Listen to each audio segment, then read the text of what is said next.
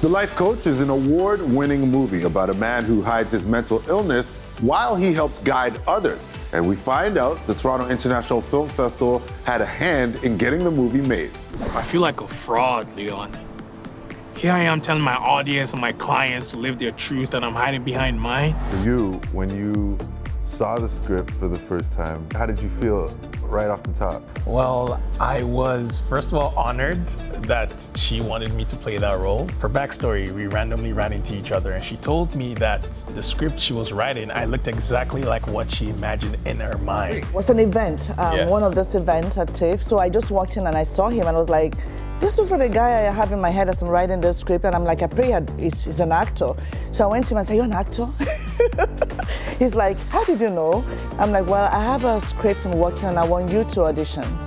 And so 4 days after I finished writing the script, about a year and a half after, a year after, he writes me a text and say, oh, Patricia, what about the film you said you were going to make?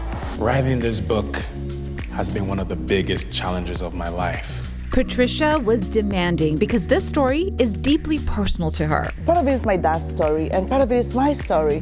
And it's your story too, if you're watching, because we all struggle with some of the things that the main characters are struggling with in this film. I have a child with developmental delays, and I know what that does to a family. And sometimes it can affect the family dynamics or even the mental health of other family members. Nobody knew that. Or remember, keep sailing always.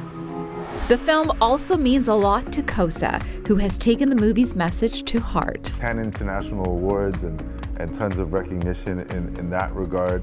But what would you say, other than that, is a big takeaway? He said a lot about, always showing up.